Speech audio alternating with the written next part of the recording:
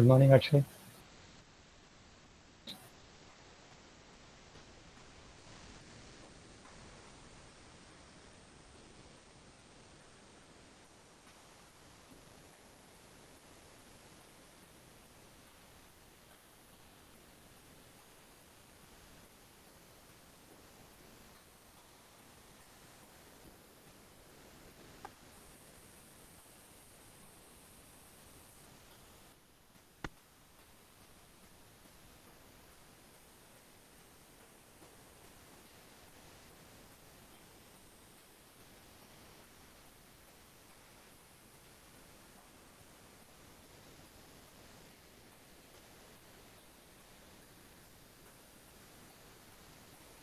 Okay, good morning, all of you. Is my audio video clear?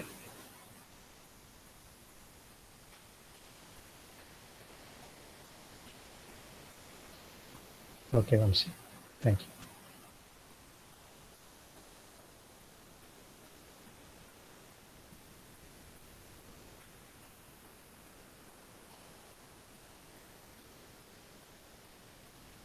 Okay, we'll start the lecture. We can start recording. So we'll start with our morning quote. Life is full of uncertainties, but there will always be a sunrise after every sunset. So always it goes in cycles, right? So we will not be always happy or always unhappy. So it always follows one after the other. So whenever we are at low spirits, so definitely we are going to get high spirits in the next moment or next time. Okay, it always goes ups and downs. It's completely natural to have the periodical ups and downs in our life. Okay, we'll see the inspirational quote. Don't cry because it's over. Smile because it happened. And that's what you are not dead, right? Something happened in your life. And be happy about whatever that happens to you. And the only thing is, many times we'll be unhappy at some situations, but definitely in long run, it is for some positive effect, right? Because in shorter time, we will not know why it happened, but always it is for our good. So I told many stories in that. Okay, then today, the birthday of the great scientist, Meghnad Saha. You might have come across in your school days. And he is an Indian astrophysicist who developed the Saha ionization equation. It's a basic fundamental equation like your Navier-Stokes equations or Einstein's equation and all those things you are familiar. And this also is a very, very famous basic equation which is used in space missions, right? Indian astrophysicist noted for his development in 1920 of the thermal ionization equation. It has remained fundamental in all work on stellar atmospheres. This equation has been widely applied to the interpretation of stellar spectra, which are characteristic of the chemical composition of the light source. And he invented an instrument to measure the weight and pressure of solar rays. So that is the greatness of Meghnad Saha. And he is also actually elected into the Parliament of India in his days. Right? Okay, today we will have the lecture 32. And last class, we discussed about the mid-exam solutions. And also we started discussion about measurement of dryness fraction. So as I told, all substances that we deal in thermodynamics are pure substances. And pure substance has 2 degrees of freedom, means the state of pure substance can be finalized by knowing any 2 independent properties of the substance. And also it can be in different phases. It can be solid phase or liquid vapor phase or vapor phase. So in thermodynamics, we don't normally deal with solid phase. So it can be liquid phase, vapor phase, or wet phase, right? Liquid vapor mixture phase. And if it is a single phase region, like liquid phase or vapor phase, so there is no difficulty. We can, because we have so many methods, good methods of measuring the pressure and temperature. So you can always measure pressure and temperature. And the pressure and temperature are the two independent properties, and it can finalize the state of the substance. Once you know the state of the substance, the meaning of state of the substance is I know the characteristics, all characteristics of the substance. So knowing pressure and temperature, I can calculate all the other properties using thermodynamic relations. Okay, so the complete state is known if you know pressure and temperature when it is completely a single phase, either liquid or vapor. Okay, no problem at all. But when it is in mixing state, mixer state, that is wet state or liquid vapor mixer state, so there the problem comes. Here, pressure and temperature are dependent properties. If I know pressure, temperature is known. If I know temperature, pressure is known. So you have steam tables. For a given pressure, I know what is the temperature. For a given temperature, I know what is the pressure. So I need some extra information, one more property I need. So there the problem comes. And how to get the other property? So we have various properties. Now we know that specific volume is there, enthalpy is there, entropy is there, internal energy is there, dryness fraction is there. So any of them, if I can measure, I can find out all the other properties. So the problem is because it is a mixture, right? I don't have proper measurement technique for either specific volume or enthalpy or internal energy or entropy. So I have to find out some method for measuring dryness fraction, which is somewhat possible, feasible. So that's why we discuss about measurement of dryness fraction. So here what we do is I have wet mixture. So somehow I have to find a method to take this two-phase region to one-phase region. That is from liquid vapor mixture to superheated vapor, if I can make it, right? So I can find out my pressure and temperature there. I can find out that state. And once I know that state, because I know the process and I know pressure or temperature at state 1. So because of the process, I can get another state and I can find another property and I can find out the complete state. Okay, that is the idea. So how to take the two-phase region into single-phase region of superheated state? So there are two methods normally are followed. One is throttling, right? So by throttling, it goes from high pressure to low pressure and it gets evaporated and it gets superheated. So that is one method. And I know the process. This is throttling process. And another method is by heating it. By electric heating, if I can find convert it into a superheated state, I know what is the input. And based on the input, I can find out what is the dryness fraction. So we will discuss those things. And before going to that, we have discussed all the relations, right? We have defined the dryness fraction is the mass of water vapor to the mass of the mixture. So mv by mv plus ml, okay, or liquid. And so the total mass is m is equal to mf plus mg. So you should not get confused. mv and mg are same, mf and ml are same, right? L is liquid, F is fluid, C is gas, V is vapor, okay? So in different places, they use different suffixes. You should not get confused. So m is equal to mf plus mg, and capital V, the total volume of the mixture is equal to volume of the fluid plus volume of the gas.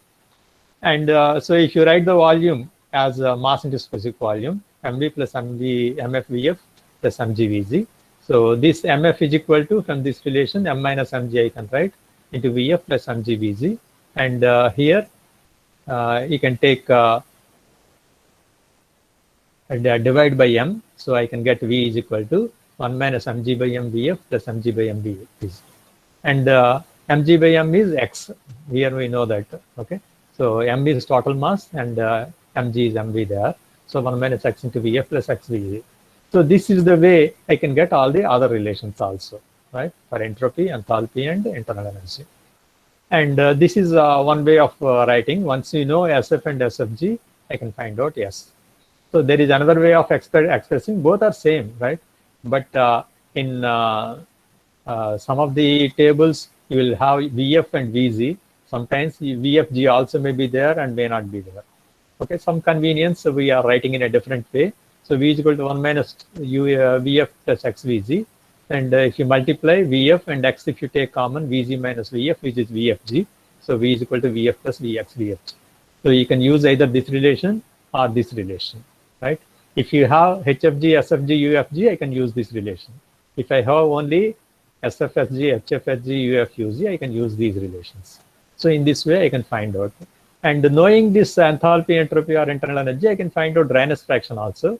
X is equal to H minus HF by HFG, S minus SF by SFG, or U minus UF by UFG. So if you know any one of this property, I can find out dryness fraction. Because in the table, for a given pressure and temperature, I know all these HF, HG, HFG, SF, SFG, SFG, UF, UG, UFG. So if I know one of these properties, I can find out dryness fraction from that equation, and the other properties I can calculate from these relations. Okay, this is the way we get them. And so if you take a PV diagram or a TS diagram or a HS diagram, you can have constant dryness fraction lines. So the saturated liquid line means X equal to 0 line, and saturated vapor line is X equal to 1 line. And from 0 to 1, you can have 25%, 50%, 75% dryness, and I can have different lines like this. Okay, and if you see HS diagram is very much useful in some of the problems, and so HS, which is also called as Mollier chart, and these Mollier charts are available in any steam tables for all refrigerants or steam, all these pure substances which are not perfect gases. So we have tables given, and also Mollier chart will be given, not TS or PV. Usually you will be supplied with HS diagram. Okay. And only thing is in PV and TS, the peak point is the critical point, and here the critical point comes somewhere on the left side here. So from here, all these constant dryness fraction lines emanate. Okay, so this is the way it will be. And so we have steam tables available. Steam chart is available. Steam chart is Mollier chart, which is HS diagram, and steam tables also available. The properties of water are arranged in steam tables as functions of pressure and temperature. You have pressure-based tables and temperature-based tables. And separate tables are provided given the properties of water in the saturation states in the liquid or vapor phase. The internal energy of saturated water at the tribal point is taken to be 0, and also for the entropy also at tribal point is taken to be 0. Okay, the other properties you can get. And as I told, once you know the dryness fraction using these fluid values and vapor values, I can find out what is the value at the saturation limit in the saturation dome. Wherever you want, you can get it using these relations. And okay, superheat and supercooling, subcooling. Okay, superheat means whenever the temperature of the fluid is greater than the saturation temperature, that is called as superheated steam. And the degree of superheat is nothing but the superheated temperature minus saturation temperature. T1 minus Tsat is the degree of superheat or the superheat. In the same way, this region is called a subcooled state or compressed liquid state. So here the temperature difference between the actual temperature minus saturation temperature, this is what is called a subcooled temperature. Okay, so that is degree of subcooling, sometimes we call it as. And superheated tables of the fluid gives the values of the properties, volume, enthalpy, entropy, and internal energy of the superheated vapor for each tabulated pair of values of pressure and temperature, both of which are now independent. Okay, and the subcooled or compressed liquid also. Here one thing which I have discussed in the last class, the pressure and temperature of compressed liquid may vary independently, and a table of properties like superheated vapor table could be arranged to give the properties. However, the properties of liquids vary little with pressure. Hence, the properties are taken from the saturation tables at the temperature of the compressed liquid. Okay, this is what I was telling. If you know pressure and temperature of the compressed liquid, if you don't have compressed liquid tables, you take the UF, HF, and SF at the temperature, not the pressure. Okay, so at the particular temperature, you find out the fluid properties. They are the properties of a compressed liquid. So this particular thing is important. Okay. Okay. Anyhow, again, the difference between saturation temperature and the actual liquid temperature is the degree of subcooling. And the constant property lines on a TS diagram. Okay. So you will have constant pressure lines which we will see in Rankine cycle like this. And if it is above critical point, it will go like this. Okay, there will not be any change of phase. They go like this. And these are constant. You have to know how the constant pressure lines look on a TS diagram.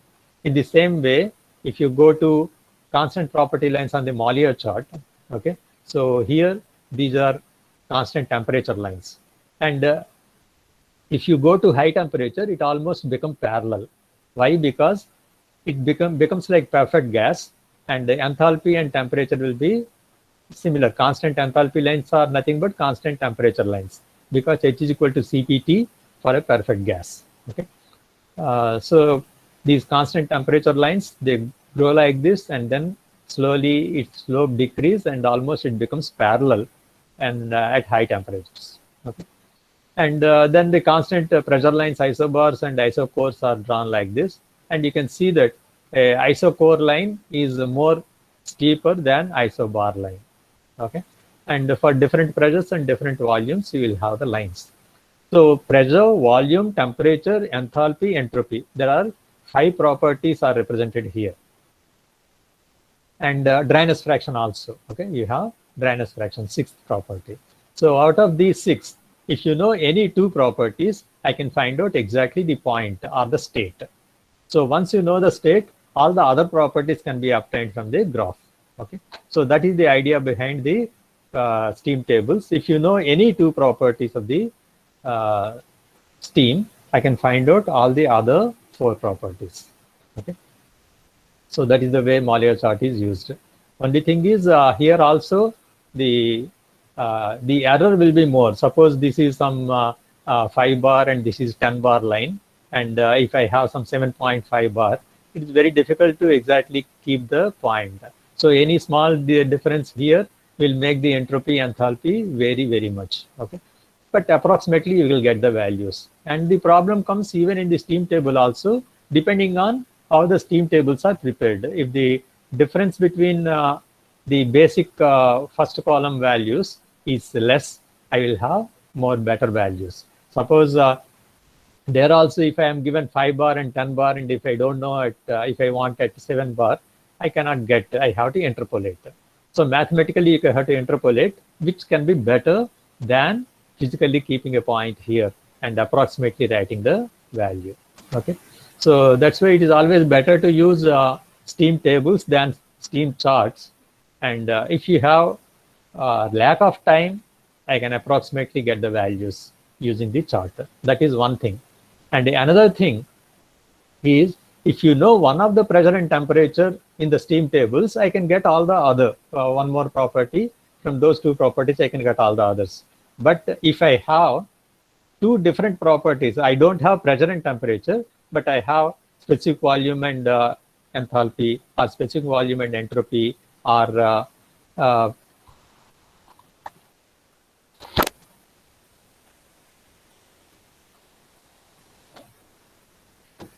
and I have some enthalpy and entropy, right? So how to get the pressure and temperature? So if I know enthalpy and entropy, I can get this value, I can get this value, and I get the property. I can find out pressure, temperature, specific volume from that. But if I use the steam tables, if I know enthalpy and entropy, how to get the values of the other properties? So that becomes difficult. I will come to the case. Okay, maybe instead of talking so much, I can tell you like this. Okay.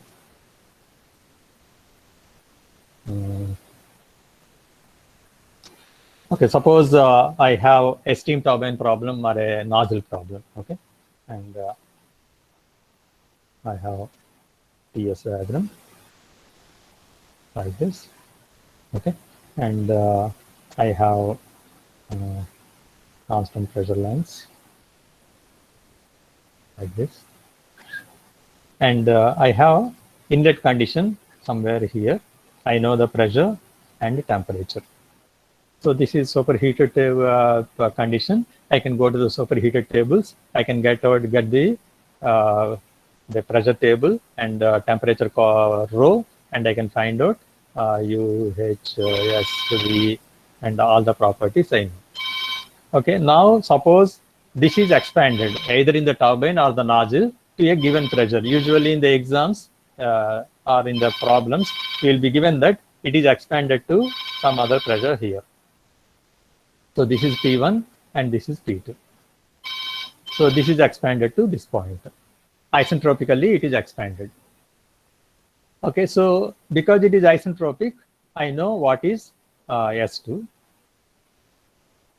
Okay, it can be here or it can be here, anywhere. It doesn't matter, right? So because I know P2, I know what is S1, S2 is there, P2 is there, two values are there. So I can find out whether it is saturated or superheated. How to find out?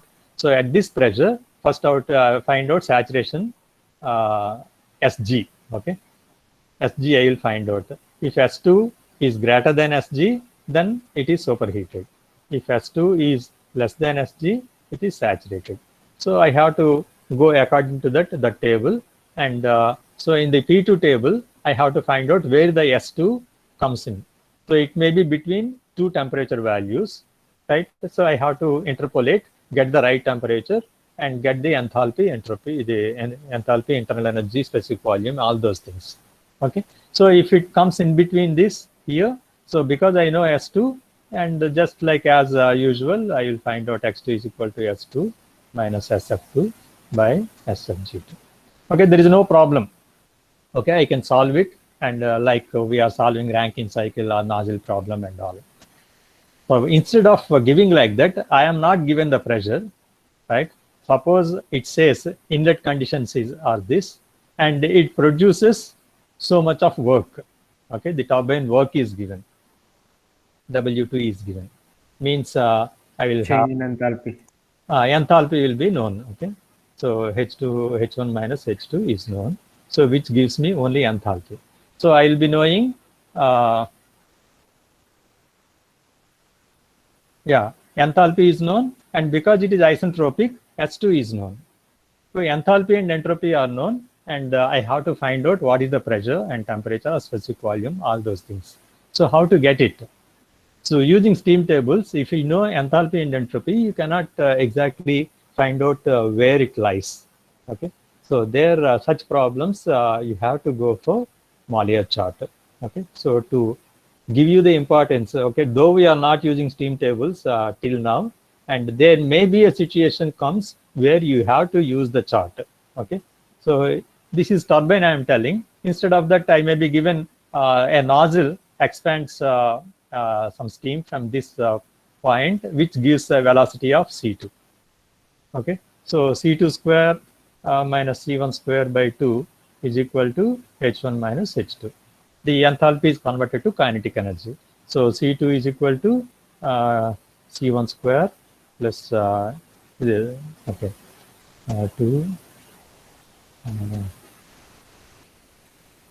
into H1 minus H2. Okay. Yeah, like this. Okay, usually inlet velocity usually will be 0, C1 square will be 0. And if you are given the velocity, I can find out again enthalpy.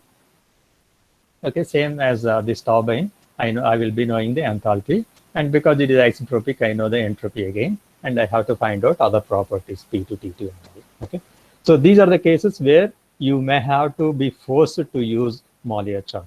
Okay, so that's what I want to say about that.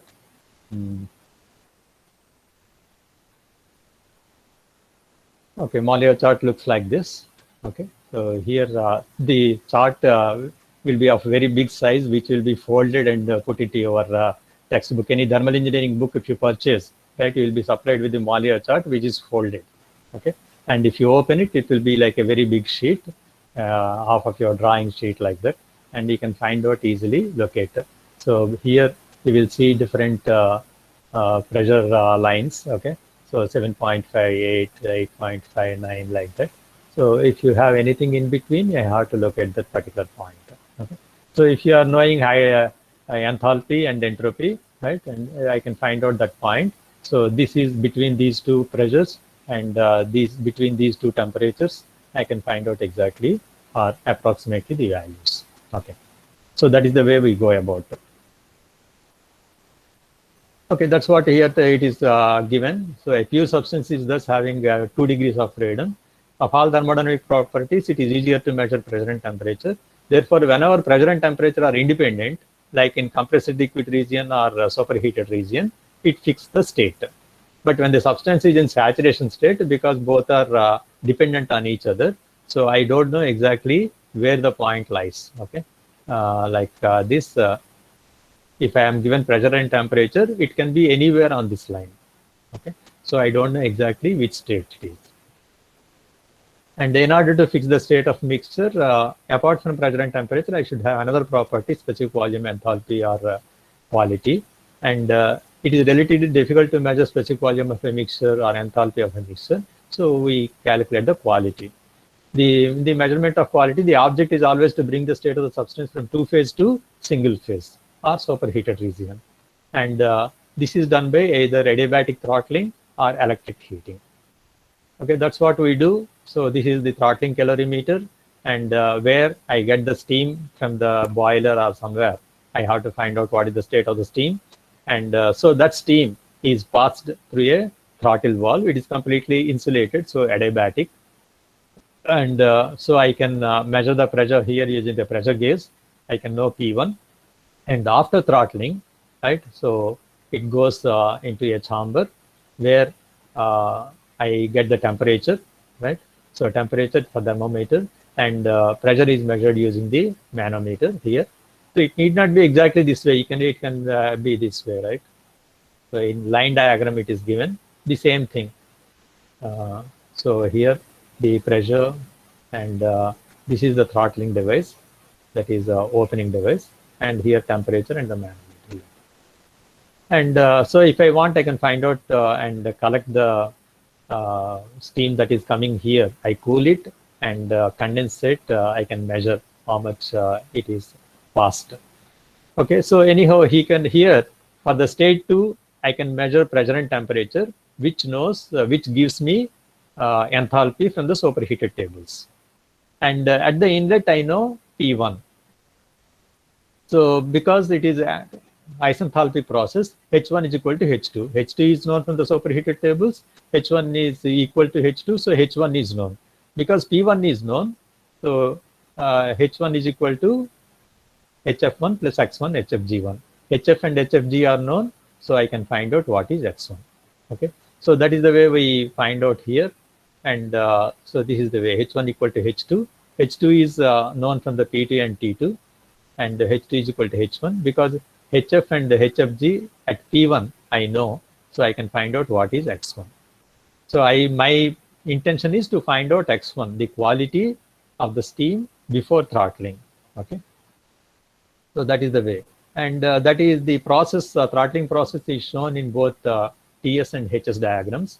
And TS diagram, constant enthalpy line comes here like this, and in HS diagram, because H is the y-axis, it is horizontal like this.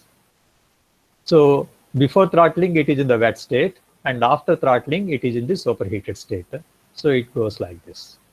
So this is the state 2 where I know P2 and T2. So I can find out H2. H2 is equal to H1 at this pressure P1, right?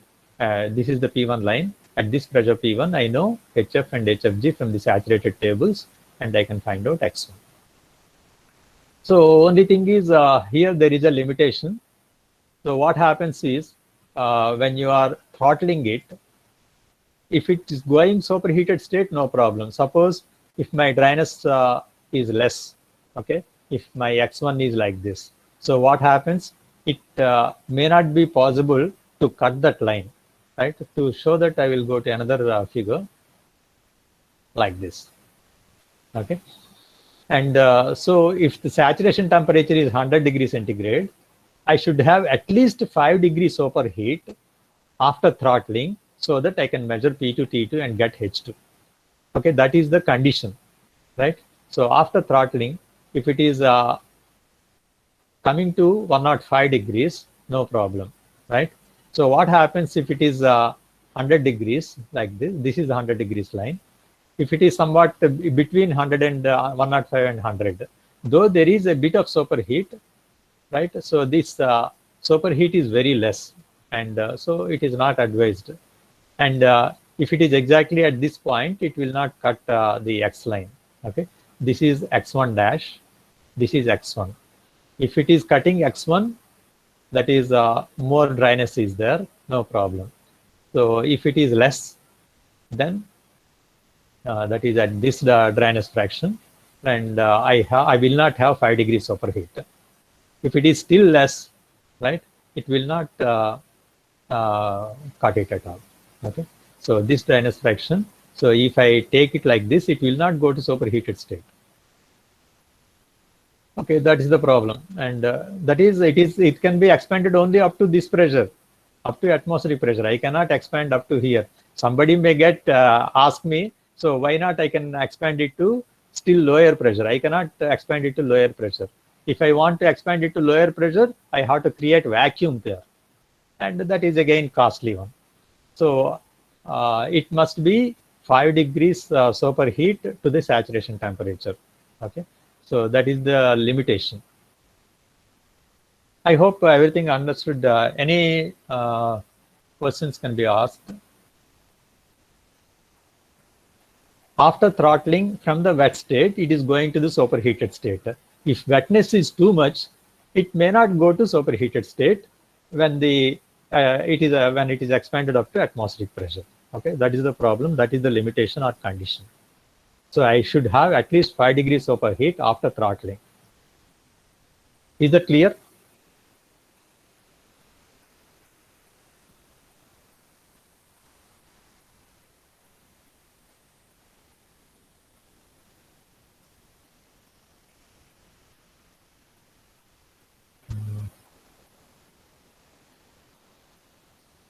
In case 2 is one property will be pressure or temperature, what will be the other property? That's what to get the other property, one property is measured, right? Pressure or temperature can be measured. I should have another property to be measured, either enthalpy or entropy or specific volume or quality. Okay, so measuring enthalpy or entropy or specific volume for a mixture, it is difficult, right? So I want to measure the quality. So the quality, these are the processes to measure the quality which we are discussing now. Yeah, this process has a limitation. It's not say it's not better or best. If my dryness fraction is higher, right, then throttling process is a simple process which I can use it for measuring the quality. If the dryness is less or wetness is more, then the throttling process cannot be used. So I have to have some additional thing attached to it. That we will discuss a few minutes.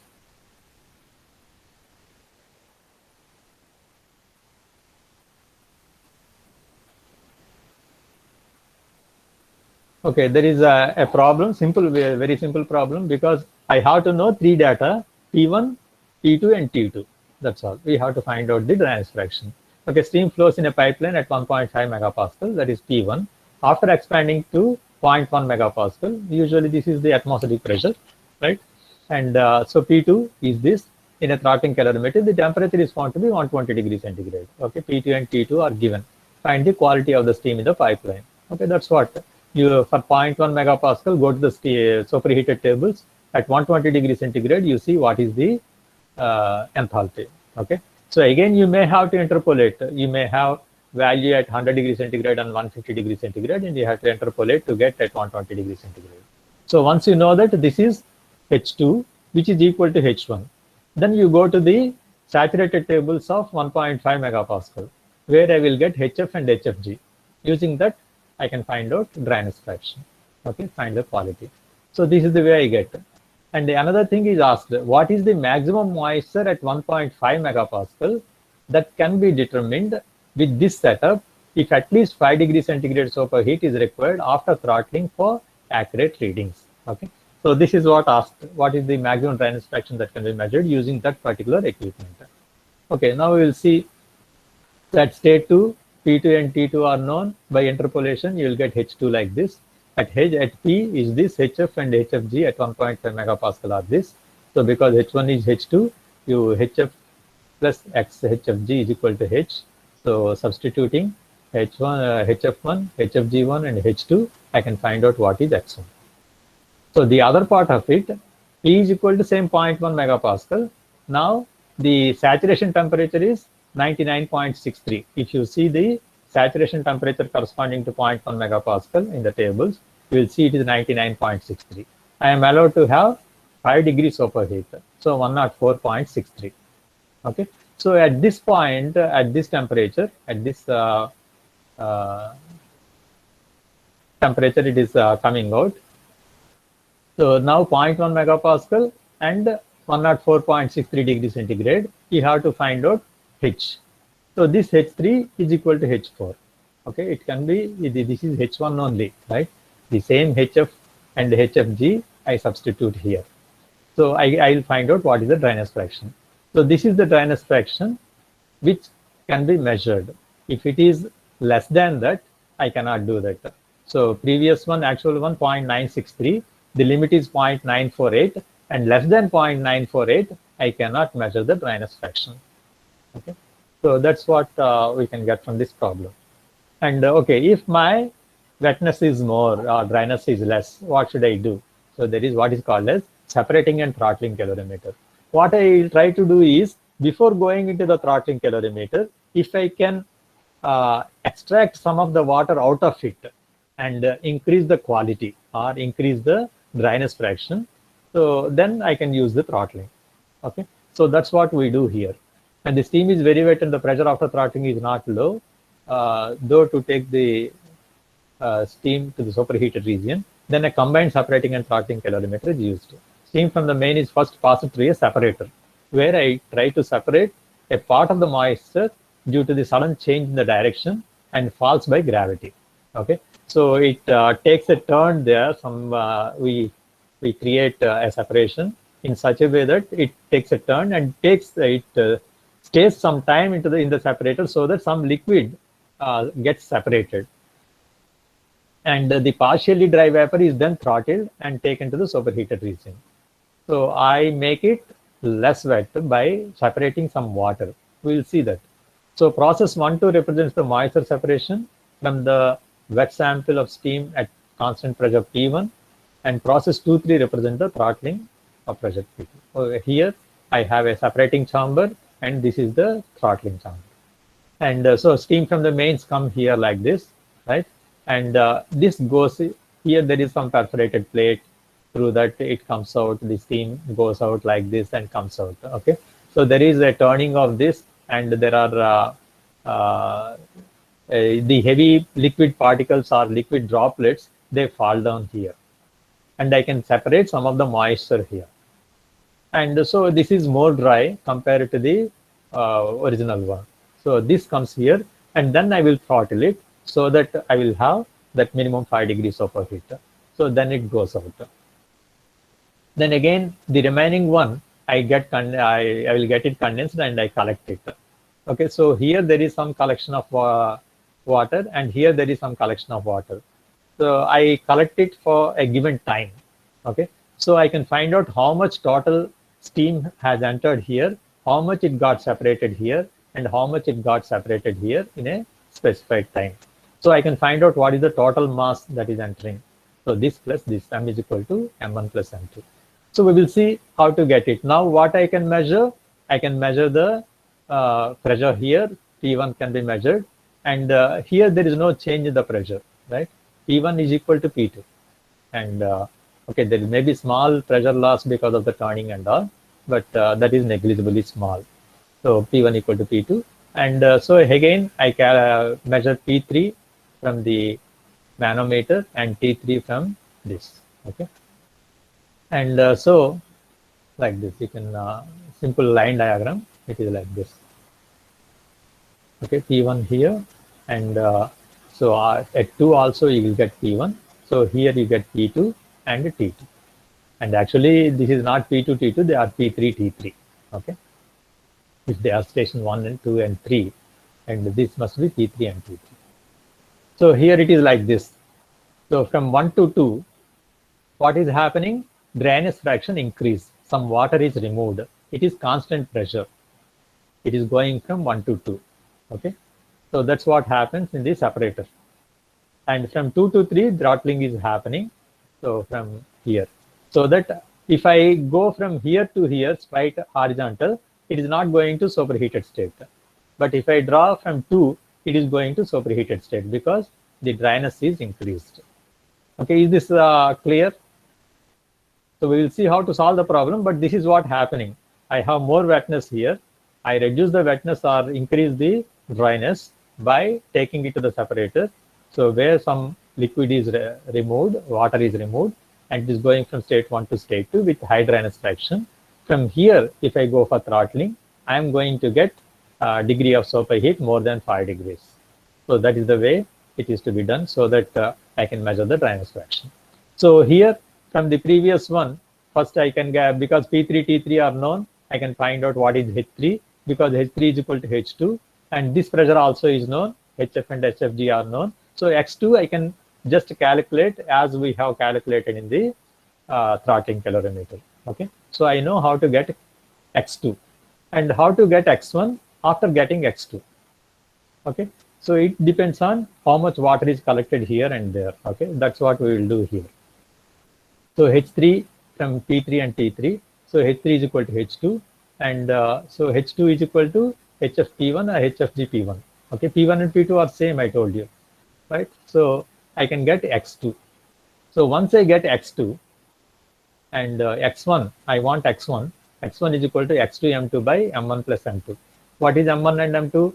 M1 is the water collected in the separator, and M2 is the water collected in the after throttling. Okay, so the amount of vapor that is going to that is X2 into M2. Okay, so this is the mass of vapor, dry vapor at state 1, and this is the total mass. So I know X2 from this calculation, and the M1 and M2 I can measure, and that gives me X1. Okay, this is the way we calculate the dryness fraction of the steam at state 1 or whatever is supplied from the boiler. Okay, is that clear? This? Yes, sir. Okay. Then again, we will see a problem on that. So problem on separating and throttling calorimeter. And the following data are obtained with a separating and throttling calorimeter. Pressure in pipeline, that will be known, and condition are after throttling. It is just like throttling calorimeter. We know these three. Okay, and other things I have to know M1 and M2. During 5-minute moisture collected in the separator is 0.15 liter at 70 degrees centigrade, and steam condensed after throttling during 5 minutes is 3.24 kgs. Okay, so if you are given kgs, no problem. Okay, M2 is given here, M1 is given in volume. So for this I have to get the mass, so I have to know the specific volume. Specific volume is to be obtained at 70 degrees centigrade. Okay, 70 degrees centigrade, find out Vf, and capital V, this is capital V, V by Vf give the mass. So that will give you M1. So once you know M1 and M2, X2 M2 by M1 plus M2 gives me the dryness fraction. Okay, so that is the way we have to go about. And so at 0.1 megapascal and 110 degrees centigrade, H3 is known. H3 is equal to H2. So HF and HFG at 1.5 megapascal. So I can find out what is X2. Okay, so this is the solution of throttling calorimeter where I get X2. Then X1 is equal to X2 M2 by M1 plus M2. And I told M1 how to find out. The total volume is this, and Vf at 70 degrees centigrade, you take it, and V by Vf gives me the mass flow in the separator. Okay, M1. And M2 is directly measured. So just substitute here, I can get what is X1. Okay, this is the way you can solve a problem on separating and throttling calorimeter. Okay, is that clear? Okay, there is one more thing. As I told, if you want to take the two-phase region to one-phase region, there are two methods. One is throttling, and another is electric heating. Okay, okay, you can heat anyway, and if I do it electric heating, I can find out what is the heat that is supplied. Okay, if I know the voltage and the current, so VA gives me the power that is supplied. Okay, so that's why we go for what is called as electric calorimeter. The quality of wet steam can also be measured by an electric calorimeter shown in the next slide. The sample of steam is passed in steady flow through the electric heater, and the electric energy input Q should be sufficient to take the steam to the superheated region where pressure P2 and T2 are measured. If I is the current flowing through the heater in amperes and V is the voltage across the coil in volts, then Q is equal to VI watts. Okay, so we can make it energy balance, and because I want to get the relation between H1 and H2, previously H1 equal to H2, there is no problem. So here again I can use the first law of thermodynamics. Okay, so the steam entering with some enthalpy plus some heat is equal to steam leaving at some enthalpy. So in that way I can find out what is inlet enthalpy. Okay, this is this steam mains, and this is the electric heater, and here I can measure P1 again, and after heating where I got superheated region, I can again measure P2 and T2. Okay, so once I use simple equipment, I have to get P1, P2, and T2, and also I have to measure voltage and current. Okay, in volts and amperes. So once I get that, the energy balance is equal to, this is okay. W1 means M1 dot kgs per second. Okay, M1 dot H1. This is in watts plus Q is equal to M1 dot H2. This is the energy entering plus energy supplied is equal to energy leaving. Okay, and so this M1 dot means actually M by T.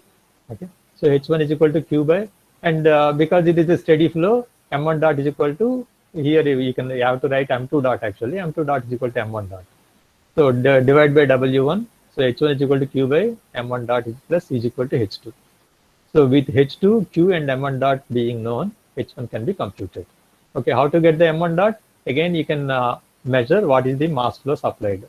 Okay, so here you condense it and collect it and measure it, and you can find out what is the mass flow rate per second, how many kgs are collected.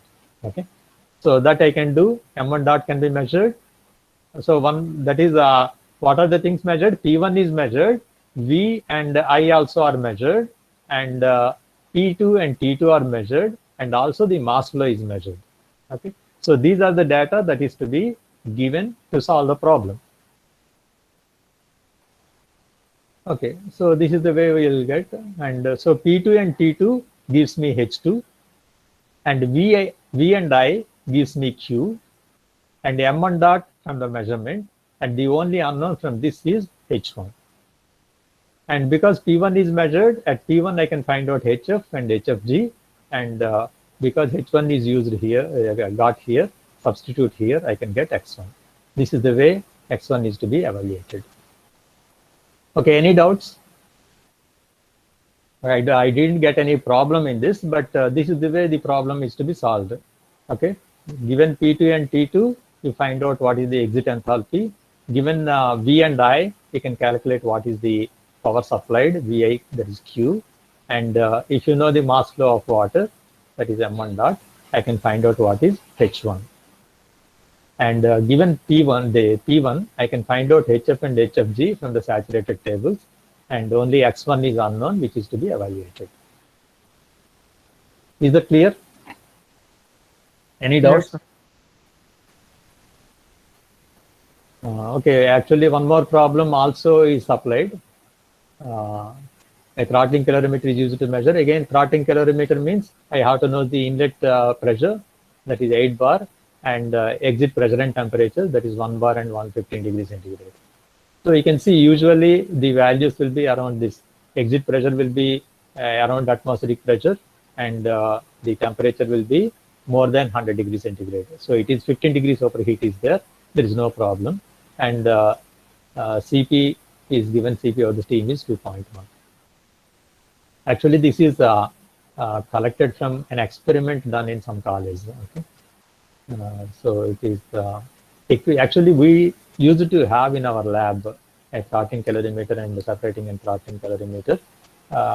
When I have joined, we used to have a very huge boiler, high tube boiler, and it is like almost like a mini plant. It used to be there, my complete steam power plant. Okay, now because that became old and dismantled and sent it off. Okay, now we don't have, but in some colleges they have the experiment that can be calculated, applied. Okay, so this is the way it is given, and so pressure 8 bar, I have to find out the dryness fraction. Condition set to P2 equal to 1 bar, T2 is on 15 degrees centigrade, and at P1 you can find out H1 and HF in the HFG, and from the saturated tables, and from superheated tables I can find out what is this degree of superheat is. Okay, that is not necessary. So enthalpy of the superheated steam 2257.9. Okay, so this is equal to HF plus X into HFG. I can find out what is the dryness fraction. It came 0.97. It's very near to the saturated state.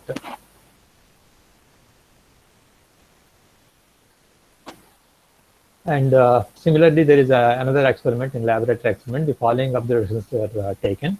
So what are the things to be known? Total quantity of steam passed is 36 kgs, and water drained from the separator is 1.8 kg. So the difference, so this is total mass M, and this is M1. So M2, I can get 36 minus 1.8. And steam pressure before throttling, that is P1. And temperature of steam after throttling is 110 degrees centigrade. And pressure after throttling is 1.013. Again, this is, you can see that this is atmospheric pressure. And there is 10 degrees superheat here. And specific heat of steam also is given. Okay, so again, this is like mass of steam supplied. This is M1 plus M2 is this, and mass of water collected in the separator. This is M1, and so M1 can be calculated later.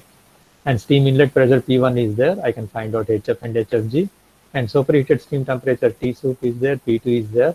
I can find out what is H2.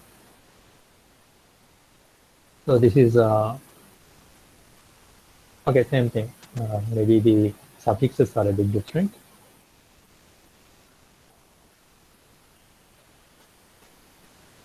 So this is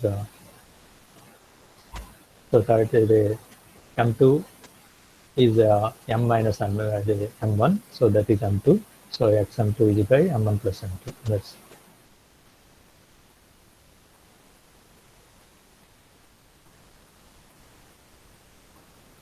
okay. That is the way you can calculate. Any doubts? I think I have completed very fast. So next class we will go to the topic what is called as availability, right? So that is a very important topic which you don't know absolutely because you have not studied in your BME. And it is an important topic also. It is a developing field. So as I told, we have some new concepts like second law efficiency. These are developed in recent days, right, to obtain the exact performance for comparison of two engines. So that we'll discuss from the next class.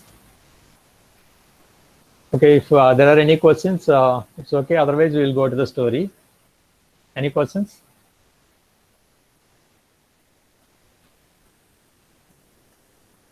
And there are a good number of problems from PKNOG, right? PKNOG, there is a problem on pure chapter on pure substances. There are beautiful problems that have been worked out, and also a lot of problems are given in the exercise. You go through that particular chapter.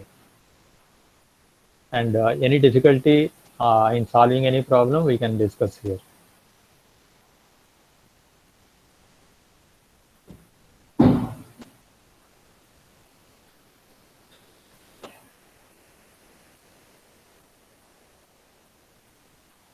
Okay, otherwise we'll go to the story. It's a nice story, inspiring one.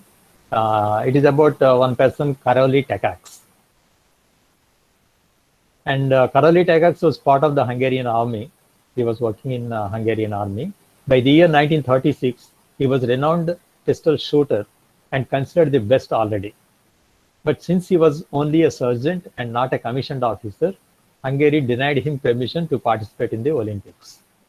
And he has a really life goal or ambition or the passion to be participate in Olympics and bag some medal. Okay, but unfortunately, though he is a best shooter identified, but he is not allowed because of the formal rules. And however, the management lifted the rule soon after the event, allowing Takacs to take part in the next Olympics. And people voted for Takacs as the favorite to win the gold in the 1940 Tokyo Olympics. And high on hopes and dreams, the marksman practiced relentlessly. In 1938, during his army training, a faulty grenade exploded, blowing away his hopes and dreams. What happened? The detonation did not kill him, but injured his right hand to the extent that he could not use it ever again. Right? So complete right hand is gone. He cannot use it. So that is the situation he was in. And Takacs spent a month in the hospital, devastated not just for the loss of the right hand, but also the opportunity to win gold at the highest level of the sport. A month after he left the hospital, he spent a lot of time alone and maintained a low-key profile. In the spring of 1939, the Hungarian National Pistol Championship took place. When the other shooters saw that Karoli Takacs had arrived, they consoled him for his loss and mentioned they were happy to see him show up to the view of the event. To everyone's surprise, Takacs said he was there not to spectate, but participate. When the event began, everyone expected Takacs to make a feeble attempt to pull the trigger with the right hand so that he could quench his emotional thirst for shooting again. But when it was Takacs' turn, the man picked up the pistol with his left hand.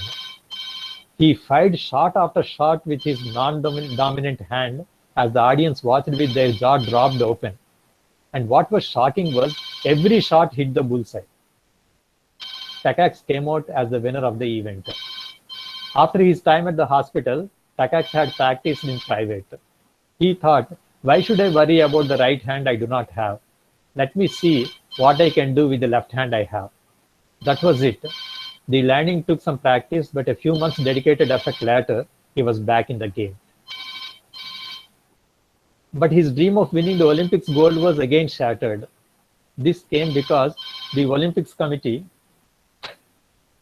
cancelled the Olympics of 1940 due to the World War. Takacs, though disappointed, kept hanging on. He waited for 4 long years, hoping to fulfill his incomplete dream in 1944. Unfortunately, the Olympics of 1944 had to be cancelled too due to the continued war. But Takacs was not a man who would hang up his shoes. By 1948, Takacs was 38 years. In the Summer Olympics held in the same year in London, he was no longer considered the favorite to win the event because nobody has hopes on him. And before the event, the reigning world champion asked Takacs what was he there for. So he made fun of him, why you came here. Takacs said he was there to learn. To everyone's surprise, Takacs went on not only to bag the gold medal, but also set the world record in the rapid-fire pistol event. And his moment of glory had arrived. His year of wait was finally over when he finally stepped onto the podium. He proudly bent down to allow gold medal to be put on around his neck. The previous champion congratulated Takacs by jokingly saying he had learned enough. Takacs went on to win the gold medal in the same event in the 1952 Olympics too. So he must be 32, 42, 46 years, I think, at that time. His never-ending effort for the piece of metal earned him a place in the Olympic heroes list of the International Olympic Committee. Karoli Takacs ended his career as the legend who never gave up. Okay, that is the inspirational story of Karoli Takacs, and we can learn many things from him. First one is stop blaming circumstances, because things go wrong with every single person. When they do not have a choice to blame it on the circumstances, or you can choose to see what you can improve. Okay, so many times people do. So God is against me, or the things are against me, the situation is against me. How can I do that? So, but we have to find out what is the things that I can do, and try with whatever you have. Great things happen to those who don't stop believing, trying, learning, and being grateful.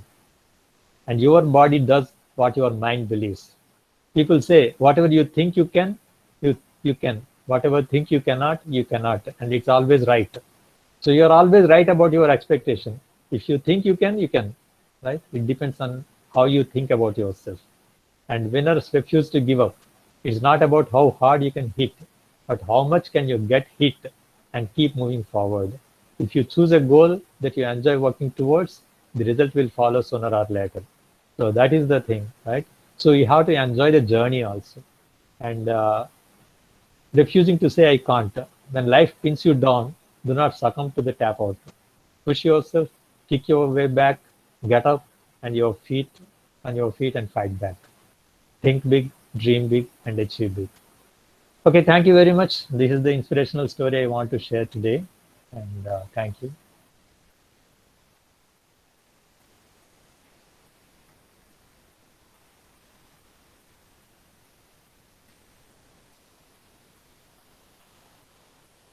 So you can stop recording.